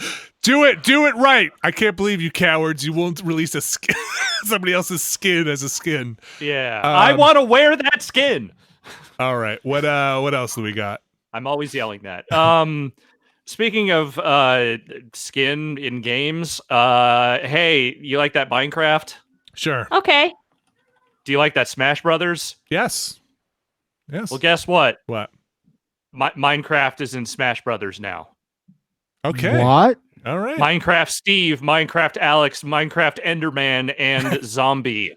Are playable? Do you know the details on this? If they are playable as a single character choice with different, they are a single character choice with different. It is the second reveal from the current slate of season of characters. Cool. My kids are gonna love it. Yeah. I mean, in a way, I think a lot of people are annoyed because people are always annoyed whenever a new thing is announced and it's not, the thing they want. Whatever character they have deemed to be the next one that has to happen. But Minecraft is like one of the most popular games in the world, and there's a lot of Minecraft on Nintendo platforms. Why the fuck wouldn't they do this? Of course they would do this. It seems pretty. It seems like an easy one, Yeah, it's a total softball, and I say more power to them. I mean, I don't know. Maybe people are annoyed it's another sword character. I don't fucking know. I don't play Smash. That is Smash is I don't like crossovers. It's weird, but I support the people who do. Yeah, I think the sword character stuff I can see. But listen, you got Joker. That was real cool. And then you got Minecraft. Cool. So Joker's in it? No, Joker from Persona 5, not Joker from Batman. Oh, I was like, what happened? No, Joker from Batman is in Mortal Kombat 11. I mean, they put Solid Snake in it, who just has a gun and grenades and just shooting people. What? Oh yeah. You could have Solid Snake shoot like a villager from Animal Crossing? You shoot Kirby right in the fucking face. Yeah, that's right. And I do often. And he goes, anywho, eat this fucker, and then just shoots him. It's really disturbing. Did you know that Kirby is named after the lawyer that helped Nintendo out many years ago? That's kind of neat. I think I did know that. Is it Hal? Is that why they legally have to put out a Kirby game every single year? As part of the settlement? Yeah. No, I don't know. He actually recently died. I saw it on that Netflix show. Oh, that's not realistic. That's not realistic because Kirby can't die. It's true. It's very true. That's cool. Did I buy that season pass? I don't remember. I think you still can. The hard part about having kids is this is the one hard part about having kids. The only one. A tough part about having kids in this digital age is they go play on those systems and they know exactly what they're doing, putting all those ads on the front door of the thing. Like Nintendo, as soon as he logs into that thing, Dad, did you know there's the next season pass is out for it? And I'm like, dude, there's not even any characters out for it yet. You made a mistake in teaching him how to read. That's true. I gotta just keep messed up reinforcing that it's wrong. You're not even saying that word right. No.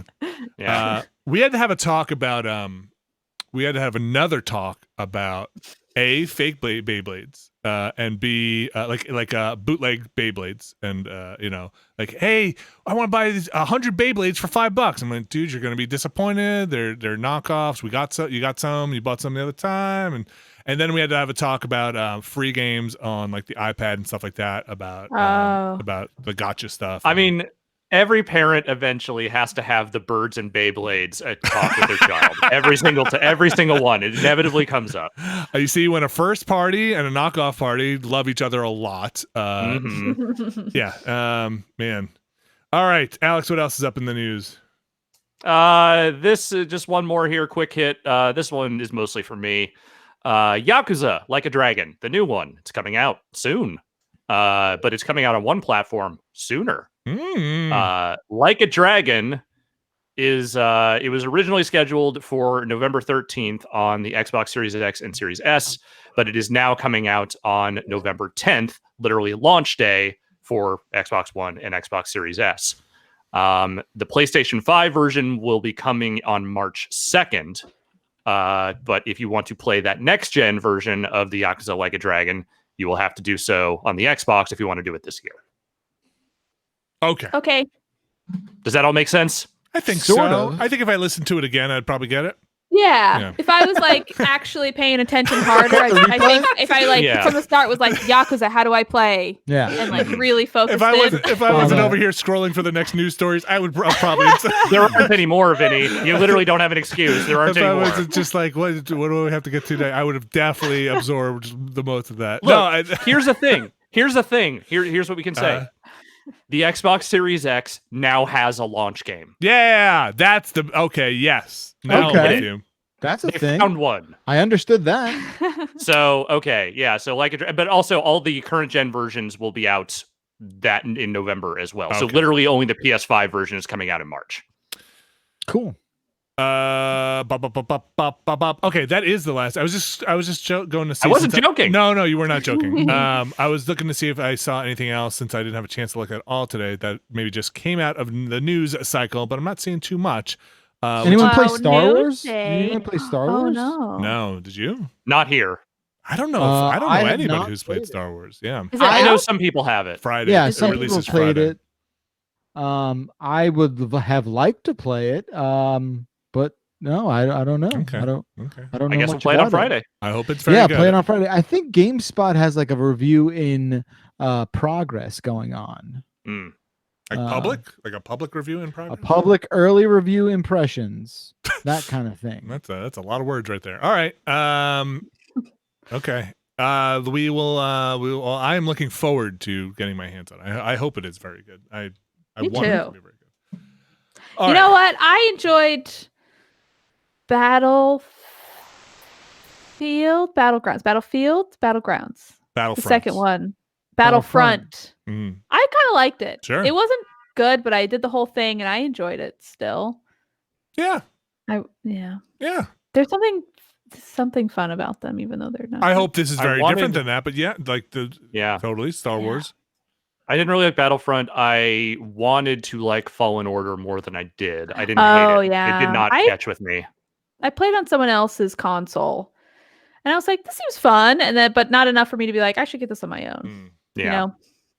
But Squadrons, I don't know. I feel like I could get into this because I do love me some Star Wars space combat. I feel like if it's good and the multiplayer is strong, then I'm in, because Lord knows that single player campaign is not going to be substantial enough to sustain you for very long. So it's a fun world, you know. Yeah. I want my flight stick to work, so that's what I care about. Let's go take another very quick break. Boy, that's we'll take we'll take another quick break here as Abby holds up her knife, and we'll be right back. Stay tuned. Let me get the thing up here. There it is. There it is. We'll be right back in just a minute or two, so stick tight.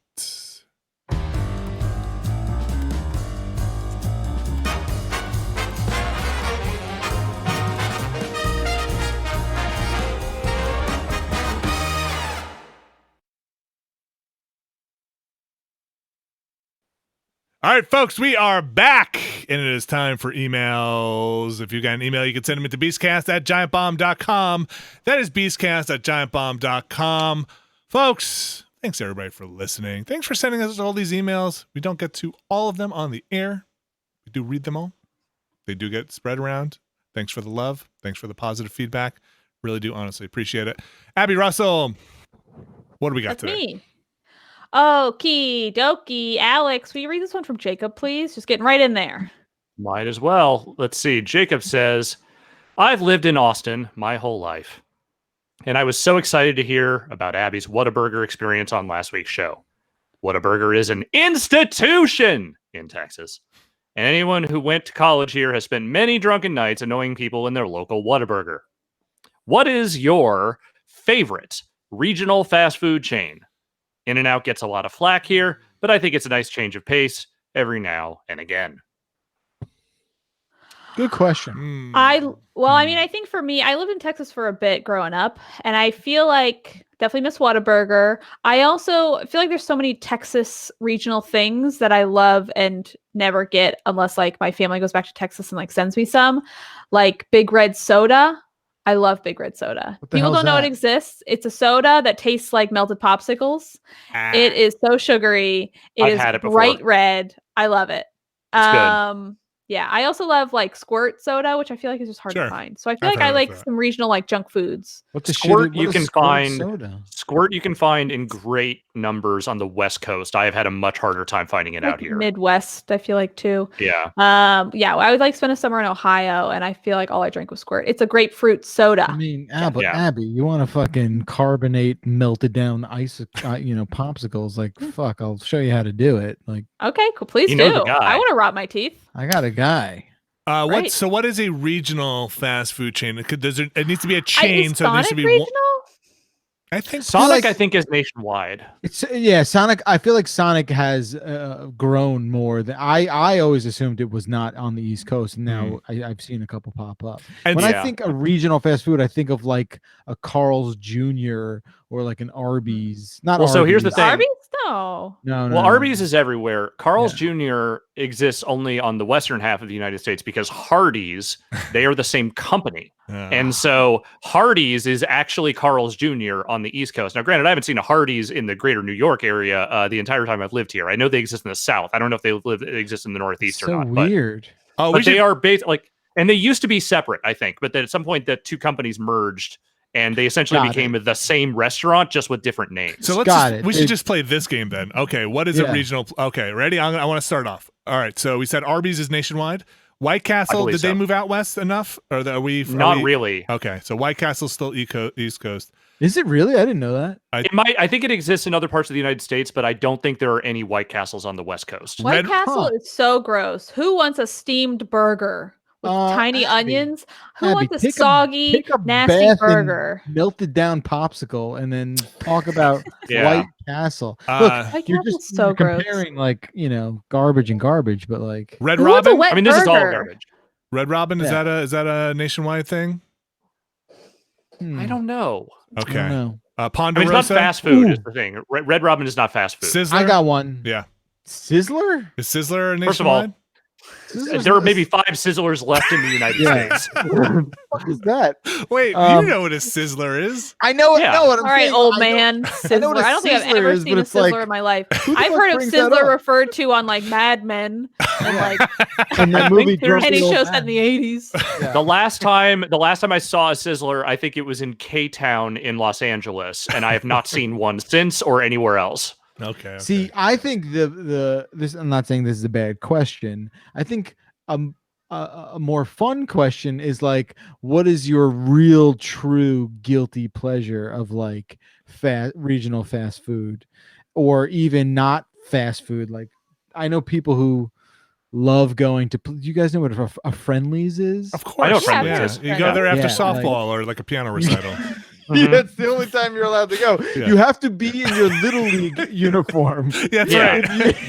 There are two places. There are two places you're allowed to go after a Little League game: Friendlies and Round Table Pizza. And I don't think they make Round Table Pizza anymore. I think that's gone. So it's all that's left. Did you guys have Roy Rogers? Of course. Yeah, big steak fries and chicken. I don't know if I've ever been to it, but not a lot of them, but I've seen them. Apparently, they're still like only on 95 now. Like that's the only place they've like survived. Like same with like Cracker Barrels. Those are only on the side of the highway. The Cracker Barrel. No, people love Cracker Barrel. I've never been to one. Yeah, people love a lot of shit. Let me tell you. I've been to Cracker Barrel. I have nothing particularly kind to say about it. So that place is just kind of all bad news. How about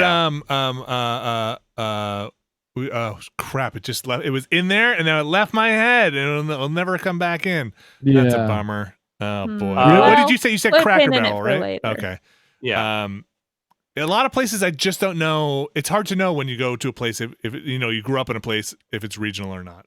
Is CPK only in California Pizza Kitchen? No, that's nationwide. That is a nationwide thing. Also, again, not fast food. What? Vinny, there's one a block away from our office in the city for 20 years. Why would anybody in New York go to a California Pizza Kitchen? That's like you should just be slapped and turn around. Why would anyone go to a California Pizza Kitchen? You would be totally correct. Yeah, Vinny, you are not wrong. Anyone who goes to a pizza place in New York City, like one of those chains. I don't know. I like a good Domino's. I ordered a lot of Domino's. Yeah, but we hit our Riker quota for the show. There's a pizzeria Uno in my neighborhood, and every time I see anyone in there, I feel like they are sinning. Like they are committing mortal sin. How about Sbarro's? Is that regional? Or are they still around? That's like mall food. Yeah, it's regional to malls in the Penn Station like courtyard. Like, yeah. Are you even allowed to have that word come out of your mouth? Sbarro's is okay. Listen, if you are going to Long Island or something, and like you missed that last train at 3:40 in the morning, and you're like, crap, we gotta sleep here until 7 a.m. Go get yourself some Sbarro's. Sit in a corner, huddle up with your jacket, and just eat your food and be quiet. Like that's if it's 2002 and you're shopping at Claire's, Sbarro's is a great option. That's right. That's right. You're just not sure if you're gonna get your ear pierced or not, and you're just gonna we've all been back there. And forth. And Auntie Aunt, what's the pretzel place? Auntie Aunt, that place. Love Auntie Aunt and Cinnabon. Cinnabon who just wants a big fat thing of sugar that they can call a meal? How is that a meal? I love Cinnabon. You're talking about drinking melted down popsicles. Yeah. Actually, what it is, it's a soda. It just tastes like it. Auntie Anne's is you get like a thing with the pretzel bits, and it's just leaking butter and just juice out of it as you walk. You just follow your chunks trail. Of salt. Yeah. They like. it's like I'd like a pretzel, not a little more dough with my butter. It's a lot. So here's my actual like regional like preferences, because I don't eat a lot of fast food anymore, so I don't really have like a lot of West Coast or East Coast preferences as far as that stuff goes, and most of the stuff I grew up on when I was a kid is gone. But so West Coast, I don't hate In-N-Out Burger. I think it is deeply overrated, and if I ever have like a particularly visceral or hateful reaction, it's just because I'm tired of people talking about it. It's totally mediocre. It doesn't matter. It should be cast aside for the most part. It should not be talked about the way it is. Jack in the Box, though, is garbage. Yes. But boy, it is the garbage that I need. Yes. It is. What is it? It is bad food. Yeah. Did they have like kind of like a burger taco or something recently? Well, so they sell these tacos that are essentially like the meat is like inside the shell and it's kind of like closed up, and you can tell they just deep fried the whole thing. Like a chalupa? Well, it's like if a chalupa died. Is what it looks like. It's like a chalupa that's left out in the sun a little too long. I've never had more garbage food than Jack in the Box. You were absolutely right. Their tacos look like they were run over in a car or somebody sat on them, and then they give them to you, and they're just like, this is flat. There's supposed to be a little bit of thickness to this. But you're right. They're bad tacos, but I love them. They are the garbagest food. It was the only place I've ever been in, and this says a little about Jack in the Box. It says a little bit about the time of night I was going there, but it's the only place where I repeatedly have seen people stick their head under the soda fountain and push the button. Oh yeah. Ew! How do you get it over your face? Who cares at that? You don't care at that point. They don't give a shit. If you've made the decision to lower your head in such a manner that the fountain soda can pour directly down your throat, I feel like making a mess is the last thing you're concerned with. Yeah, there's no law at that point. No, but their burgers too. Their burgers are enormous and they are gigantic, and some of them are very, very greasy. And again, at like 2:30, 3 o'clock in the morning, when you just need something solid in your stomach to soak up all that alcohol, it's really good for that. Also, it is maybe the only fast food chain I have ever encountered, both in their advertising and their product, that show an active disdain for anyone who would dare buy and consume this stuff. Like, they seem like they hate you, but they're not pretending otherwise. They're not saying, we're a family here at Jack in the Box. We want our customers to feel it's like, no, fuck you. Here is 3 slabs of meat, a giant pile of bacon, something that looks like mayonnaise but doesn't taste like mayonnaise. Put that in your fucking gullet. eat it and don't die on our property. It's a Jack in the Box for when you're too drunk to care. And it's they are. You're right. Totally. It is the fat you need at the time you need it, and that's basically what they should put on the door. It's the only thing. Also, their curly fries are really good. Yeah, their curly fries are really good. I Googled Jack in the Box food to see pictures of these large burgers you mentioned, and the first drop down suggestion was Jack in the Box food poisoning. Yep, that tracks. All right, wait. I just want to cover two food substances that would make me feel kind of better about everything. Just if we're getting it all out there, and go for it. We're doing this in the interest of detoxing and all that. I love, or used to love, the Cheddar Bay biscuits at Red Lobster. I love Red Lobster. My favorite thing to do on my birthday is go to Times Square with a group of friends and go to Red Lobster. I've done it for the last 4 years. I'm familiar with that ritual that you do. Yes, and I too bad we'll never be able to do it again. But I know those Cheddar Bay biscuits. Ooh, mama, they're wild. If I had no care in the world and went back when I used to go to that restaurant often, and probably maybe 6 times a year, which I consider often, I could scarf down 6 of those easily. Is it you? More than that. Easy. It's baskets and baskets and baskets. It's not even food. Oh my god! I could eat 12. I could eat 12 if I had to. That's no problem. I think my girlfriend actually dug up a recipe for those things that is maybe not 100% beat for beat accurate, but I believe it makes the closest approximation you're going to get outside of their test kitchen. I think you could even take it a step further. I'm pretty sure you can buy that at the store. I think Red Lobster eventually got hip to it, where it was just we need we gotta sell this shit. That's what White Castle started doing. They're just forget it. So you don't freezer aisle. You don't want to come here. Nobody. You don't want to come in here. Neither do we. You're just taking. We don't want to be here either. So I have in my mind Red Lobster. Okay. As a kid, and there's one other food, but it's a fancy place that you have to wear a suit to, and then Long John Silver's is the one that you go to when you're just oh, okay, we're just gonna go. Long John Silver's is where you go when you have given up.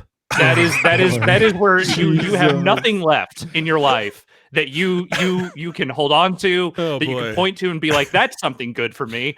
So you saunter in, you drag your fucking disheveled corpse into a Long John Silver's, you eat some fucking fried shrimp that is probably poisonous, and then you sit there and you sob at the state of where you're at. Oh my gosh. All right, Jeff, what's the other food? Just get us out of here. How do I follow that?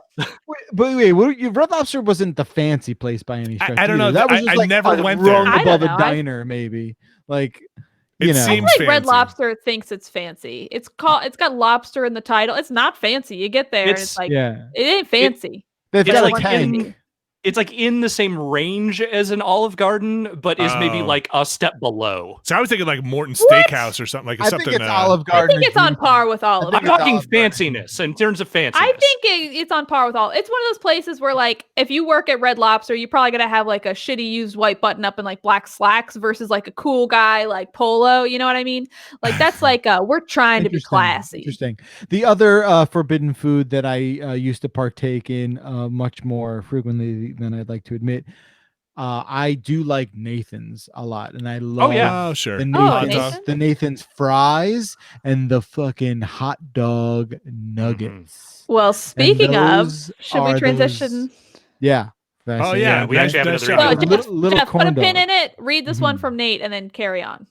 Okay, and we're really very hungry. The regional foods today, so very hungry right now. So good segue. Hey, Beast people, what's your favorite regional variation of the hot dog? Nice. Being from Michigan, I love a good Coney dog. Lafayette's is the best. Okay. I love Nathan. I don't like to get too fancy with a dog, let alone a regional dog. I do like those little corn dog, hot dog, Nathan's nuggets. Ooh, but yeah. For me Nathan's personally, got a good chili dog. Oh yeah. Yeah, I guess back in the day, a ballpark Frank actually going to a baseball game, that was what did it for me. But now I just love turkey franks. Give me a nice turkey frank, and let's really not burn it, but Give me it well done, Char so it. it starts to Crisp pop up a and bit. bubble, and just throw some mustard, maybe some cheese on there, rocking and rolling. Costco hot dog. That's my favorite. The cheap one? Regional dog. The dollar. What is it? $1.25, whatever it is. Yeah, for that and the soda. Yeah, they got a can of soda and that gigantic hot dog. Wasn't there a thing recently where like one of the board members or whatever was like, we got to raise the price, and was it the old founder or the so the current president was complaining to the original founder and former CEO of the company that they were losing money on that thing, and the CEO, the former president, looked at him apparently and said like, if you raise the price on this, I will kill you. Make it work. What is this? It's a hot dog machine? No, it's a cheap hot dog. I love that thing. And he's right. The only reason I would ever go to a Costco really, because who needs that much stuff? I don't necessarily, is to get that hot dog at the end. It's like going to IKEA and getting those Swedish meatballs. Like it's like that level of like, oh, this is it's not the same. Like, I'm not a fan of the IKEA meatballs either. Neither but am like I. That hot dog is such a pity hot dog. Like pity hot dog. Oh, Vinny, come on, please. You don't know value. I think it's fine. You don't it's know not value. like a hot dog that I would want to go and serve to my family. Right. But if I'm just at Costco, I'll eat that shit. It's good. Like look, I will eat a hot dog any day of the damn week. Like really, I love a good street dog in New York. I love a good dog from a 7-Eleven. I love a dog from anywhere. I like a good high quality dog. I like a good shitty dog. I like a microwave. At a 7-Eleven. I know. That's what's fun about it. I like that's the beauty of a hot dog. I just don't like how you talk so nonchalantly about this awful shit. You're like, whatever, I'll just eat it. It's just a hot dog. You know what you're getting into with a hot dog. Some of those hot dogs on the rollers at a 7-Eleven are a little they're dicey. That's a dicey they're proposition. like a little too shriveled. You know what I mean? Like somebody put them in maybe yesterday, maybe this morning. You're not quite sure. Did they turn the heater off? Maybe we're not sure. Cured meats.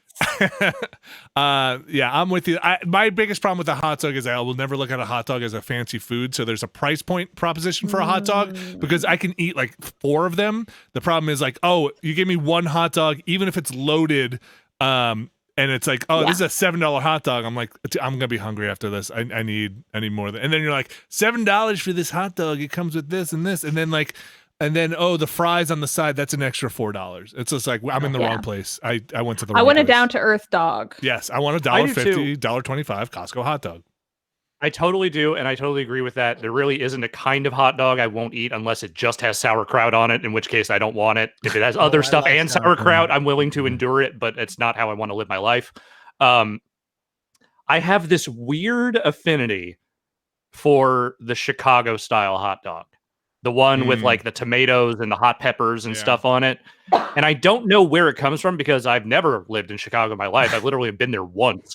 But there was I went to that Portillo's, the one that's down in Anaheim, and there was also a hot dog place near the San Francisco office that I think is actually still there, called What's Up Dog.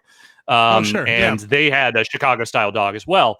And there's just something about the flavor profile of what they do with that dog, with the peppers and everything else, that just does it for me. And I don't know why. I don't identify with Chicago in really any other way, but your hot dogs, I want them always. Yeah, Portillo's. The pizza's good too. It's barely pizza, but it's good. if given the option, would what is your yes or no on? I give you the option. I'm going to serve you a hot dog, same condiments, but I will swap out the hot dog for brat, for like a bratwurst. No. Yeah. Never. Yeah. I can live with that. Never. Never. I want a hot dog. I want a brat. Don't want a brat. I want a brat. I don't like a brat. It's not right. I want it to pop, and I want it to explode when you bite it. Yes. I want that. I want that tension on that bratwurst. Dude, I also have fallen in love with like chicken sausage, man. I've been cooking that on the grill so much with like, there's this one brand, I think it's Adele's. They have like Gruyere cheese and garlic baked into it. Oof. Come on. Oh, your body's gonna. Okay. All right. But it's chicken, Vinny. It's fine. That's right. It's just chicken smothered in cheese and they also put a little pork and bacon in there. And then it's wrapped in beef, and it comes. Actually, the cow ate it first, and so you get to eat the cow, and then get to the chicken hot dog. That's chicken. You're getting anus in there one way or another. One way or the other. Abby, do we have any more emails you want to get to? We do, Vinny. You can read this one from Joe. Okay, Joe. I've got a 7 and a 5-year-old. Yes. I've got a 7 and a 5-year-old that are discovering their father's love of video games and often request to partake in multiplayer games. Cooperative games are usually the most enjoyable, but recently they've asked to play some competitive games like fighting, racing, you know it.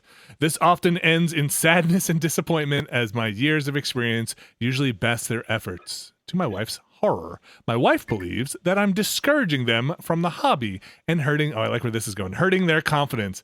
I am of the opinion that I'm building better players and giving them the opportunity to deal with not always coming in first. So my question to the parental Beastcasters, and I'll open this up. We're going to open this up to everybody. What's your approach to playing competitive games with your children? Do you give them the occasional win to build their confidence or make them better players and humans by having them overcome insurmountable odds? That comes from Joe in Roswell, Georgia, I should say. I just have a quick thought off the top here. I think there's a difference between like gradually showing a child like difficulty level than like throwing them right in the deep end with the sharks and just being dropping the controller and leaving. Right. Yeah, you're on your own. My follow-up to that is perhaps I've not made it clear enough just as to how good of a Rocket League player my son is in the way that I can't really beat him a lot, and we kind of go 50-50 on games. So I'm trying my hardest. That's a unique situation, but I'm curious to hear your thoughts, Vinny. This is going to sound like a cop-out because it probably is, but it's how I honestly feel. I think you play to the kid and you play to the child. If you sense that there is like a super amount of discouragement and underconfidence, then you got to figure out a different approach. That being said, I don't try to throw stuff. I try to make it entertaining and then maybe win at the end. But I have had many instances where my son is very proud of genuinely winning because he knows that I hadn't been throwing stuff. So like in Smash Brothers, would be like, I won. Be like, you totally did. That was an honest victory. My daughter kind of cares less about it. And I try to make things more entertaining if I'm looking to engage with her. And, she just gets bored. Like if you're losing, she's one of those people that is like, this isn't fun. And then it's like, now girl after my own heart. Yeah, and then we have to be like, I gotta find something else to do. Crap, I should have just thrown a couple of those matches. Yeah, so I think it's you play to the kid, and I think there is something that annoys me about if my son thinks he's doing great when he's not. Right? If I have to be like, when he's like, I'm so good at Mario Kart, and be like, you're on easy. Like it's super. Like and I'll go. I think I showed him once. I was like, watch, put the controller down, put the auto assist on. Vinny, no. I was like, look, he just came in first place. He's like, oh. And I was like, yeah, you gotta, because he'll be like, I'm really good. I came in first place all the time. I'd be like, you know what? You can't. You haven't earned that. I love that you're like, I'm here to knock you down a peg, kid. Wow. It's I think there's also a lesson in bragging about it. That's like, hey, if you want to, you're gonna brag. You're gonna be put in your place. Yeah, you're gonna talk some smack, and like you need to. So there's not really trash talking in the family, but no bragging about being good if you actually aren't that good. Right. So that's my good. I think that's a vital fucking lesson to learn. Yeah, that's my stance on it. Yeah, I mean, obviously I don't have kids, so I'm not, and my parents did not play video games, so there's no real direct analog there. But I will say, one of the best lessons I ever got about getting better and learning and, sort of like, honing your skill was my dad teaching me basketball. Like my dad is not a brilliant basketball player, but he's been playing most of his life. And, he taught me the game and sort of taught me how to play it. And early on, obviously, we weren't really competing because I was too young. And it's not like he was going to throw down like fucking Shaq blocks on me every time I would try to, shoot the ball. But we would do like shoot around challenges, and try to score more points against him and that kind of thing. And the thing he always told me was like, well, of course you're not as good as me yet because you've only started playing.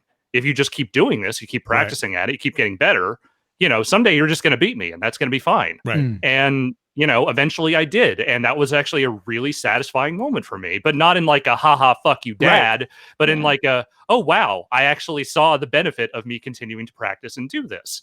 And, I think that kind of lesson is sort of the important one to impart on kids, because like you said, it's not about bragging rights. It's not about being able to talk shit.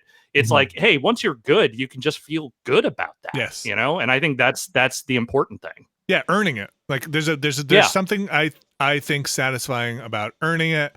But again, on the flip side about playing to the kid, if you're trying to make it entertaining and you see a kid is just getting frustrated and is like, I'm not, I think my son is actually very competitive. My daughter's competitive in different ways, but not in that way. And she's just there to have fun. She wants to play kind of like me. I don't like competitive games. I like co-op games and multiplayer games and stuff where you're working together. And she's like that. My son definitely is like wants to win at the things. And so like I think managing that is different. I also think it's very possible to like I don't think it should be like, hey, you have to be good at a game to enjoy it. You know what I mean? Yeah. Like I think that sucks. But yeah, I agree. I think I also remember being a kid and totally being able to tell when like not necessarily with games, but with other things of like, oh, you just let me win. Yeah. Like you miffed it on purpose. Like you can tell kids are savvy. Kids are smart, yeah. Kids are smart. Yeah. That's why you got to be even smarter. You got to be real savvy when you miff it. Yeah, that's why you got to rub it in their face when they suck at Jeopardy. Yeah. That's what you got to do. It's like when we get on our bikes to go somewhere and I just take off. That's just like my bike's fucking fast. And I got 18 speeds on this loser. Good job. Dust. Yeah. Dum-dum. See ya. Make sure you look both ways when you cross the street. Later. The other day, we went to a flat parking lot, put on his rollerblades. I put on my rollerblades, and I just cross-checked him right in the face right away, just so he let him know you're there. He had a cage. He had a cage on. Relax. He had a cage on. But just so he really understood, like you're playing for keeps. That's right. Gotta get back. Are you gonna get back up, or should we just go home now? That's what you say. It's like it's just a little blood. Get up. That's right. That's right. Do you throw your gloves off too, and just kind of grab his shirt and pull it over his head? Oh yeah. Yeah. It was embarrassing just for him. Parenting. Who knows? It's fun. Do whatever you want. Yeah. Do the best you can. How about that? Yeah. That's a better way to say that. That's better. Yeah. Jeff, you pulled something. What do you read? What you pulled? I pulled something. This is going to go out to everyone here because I think it's a very relevant and timely question. This actually comes across Twitter. Someone right before the show added me, mentioned me, and asked the question about next-gen console buying decision-making. So I'll extend that to you guys. This comes from a person who calls themselves The Next Level. Mm-hmm. Jeff, I've been thinking about getting into PC gaming, but convincing the wife to be on board with that along with my PS5 is tough. Do you think the Series X is going to do well enough against the 3080, or should I sell the One X, that I guess he has an Xbox One X, to go towards a PC? So this is a question I'm getting a lot. And I think a lot of it also has to do with the fact that they're, at least in my video, I was sort of like, hey, if you have a decent PC, you don't need an Xbox. And, I for me personally, if I had no choice and someone said to me tomorrow, you have to get the next 6 years of consoles right now and figure out what you're going to do. Yeah, I guess I'd probably be getting a PS5 and a PC. Like that's probably what I'd be doing. Right. Do you have a different no, I don't. I think there's just so many factors. Like it's like budget and so many things. Of course. That I think it's a tough one. A lot of ins and outs. I mean, like, what if you only got one? Would you just get a PC? Right. Okay, so let's maybe, because you know what, that is the two. That answer is a bit like unrealistic, and I realize that, and I'm aware of that. So if you had to choose one, how can you do that on October 1st? You can't do that, right? You can't make that decision. And I think there's all sorts of things like this is a very tough question. So it's a very personal taste thing too. Like, do you like, and people are going to say, well, you could do this on there. You could do this on there. Yeah, you can play your console on your PC monitor. Yes. You can play your PC on your house TV in your den. Yes. But like, do you like the convenience of a console? Do you still like possibly getting physical games? Who knows if that'll be a thing in the future? Do you like tinkering around with a PC? Is that something that really interests you? Are you there for frame rate and performance and the best possible thing across all spectrums? And the PC probably is going to be your thing for a while. Do you like exclusive games? Like then maybe PS5 is, there's so many things. to maybe just get to more like the watered down kind of core of this question, where it's like, do you think the Series X is going to do well against the 3080? Like, they're not. It's completely unfair to compare apples those two to things. oranges. Like one thing. And when you say 3080, you're just saying PC. Like, does it matter if it's like the NVIDIA card or AMD PC. Card or Well, there's a difference between building an entire PC and just adding a video card to an existing system. Like the expense there obviously is like a huge gap.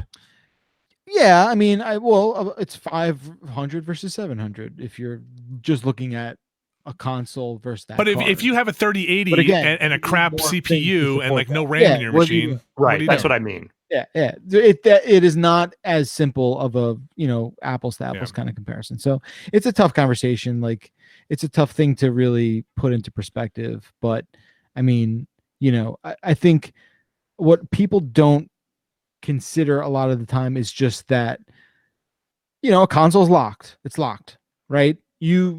I would be shocked if we didn't have a step up or half step 3 years down the road, but a console is effectively locked, and that is the main difference, I guess, out of the gate. So I think your PC will always afford you more options. I think your consoles will always give you a slightly better ease of use. Plus, your friends will. You might have a friend group that is on one thing or another. I think that's a big deal for people playing multiplayer stuff. Yep. I mean, listen, as much as we want to say PCs are very easy to manage, the problems come up where you're going to have, it's a multitasking system, and problems are going to come up. You're going to have other stuff. I don't let my kids necessarily go on the PC.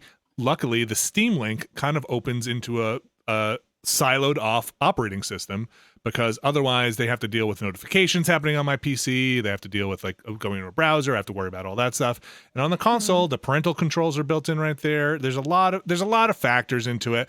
If you're watering down this thing again to just Series X versus 3080, and you're an adult and you just want that thing, the 3080 is going to get you more mileage, I think, than the Series X. Yes. It's going to be much more expensive. It's going to be a little bit more of your time.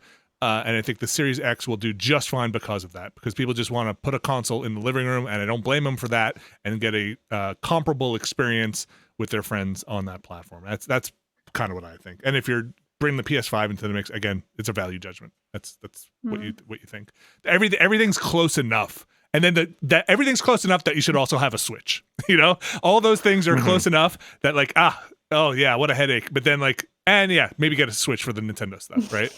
Just to fill in the gaps there. Just because nobody's doing what they're doing. I love my Switch. Yeah, I really do love mine too. And it does feel like a separate category from everything else. Yeah, I agree. And none of those games are ever coming to any other place. I mean, none of those Nintendo first-party games are have anything else like them really at this point.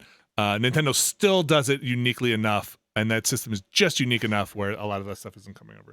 Yeah, I feel like Nintendo right now really has a monopoly on like handheld stuff, because like what else is there? Nothing, right? Mobile, like phones. That's that's. I'm endlessly surprised at the battery life of that Pro controller. Like, dude, I know, never dies. I don't get it. One on the Wii U was wild. Put that battery in everything. How's that work? All right, is that it for the questions? Yeah, I don't want to undermine anything, but it is, and there are a lot of people who have very strong opinions about this stuff, and I think very strong opinions, and I think hey, if you're thinking about it, feel it out, and yes, I think talk to your family about it if you're going to spend that kind of money. Talk to your family about buying a 3080. That's right, or a console, or anything right now. Maybe just don't go buy anything if you don't have to right now. Especially got 3080. I don't know. I heard they're all broken anyway, so it doesn't matter. They all light on fire. Is that going to do it for the emails, Abby? Yes, it is. All right. Thanks, everybody, for writing in. Appreciate it. That's going to do it for this week's show. I think we got a show coming up, if you're watching this live, right after this. I haven't had a chance to check the upcoming, if it's been put on the page yet, but I believe there's some Breaking Brad happening today, which is a fun show. You should check that out. I will not be on it, but I hope it is a fun one. What else is going on? Quick look up for Art of Rally, Mass Effect. We are in the final stretch here, folks. Alex and I are debating whether or not next week to do it live. The last bit of this live might be an extended one as we kind of get near the end of it. I said because Jeff Ackler is holding his tape measure up to. Okay. Measuring that, buddy. You use that to maintain social distance. This is what I walk around with this in my pocket. Just sort of keep your distance, buddy. Yep, that's right. Move it along. Move it along. Let me start the music here. We have Vinny Vania coming up. There it is. Vinny Vania coming up on Friday. No clue crew this week, right, Abby? Yeah. Right. Alex is out. I might do something fun in the morning anyway. Okay. Keep an eye out for that. Might be finished with Vinny Vania this Friday also. I think I'm nearing the end of that. If we finish early, maybe I'll play something else. Or maybe we'll get a jump start on the weekend. I won't be there, so good luck, Vinny. Thank you very much, Alex. I appreciate it. And thank you, Abby Russell. Thank you, Alex Navarro. Thank you, Jeff Bacalar. Always a pleasure to podcast with the three of you. And thank you, everyone, for listening and giving us your time and your patience. And Abby, you got to put that knife away. It is just, it is a. You didn't say thank you to my knife, Vinny. Thank you. Measure versus knife. Thank you in a fight. I'm gonna go with the knife on this one. I don't know why. I always make bad decisions according to this stuff. This will pinch you real nice. That'll pinch you real nice. Yeah, I'll get you. You can definitely measure how long it's gonna take you to get stabbed. Thanks everybody for listening. Actually got 10 more seconds to wind this out. If it's your birthday, happy birthday to ya. What a time. What a time. Everybody stay safe out there, and we will be back with more The Giant Beastcast next week.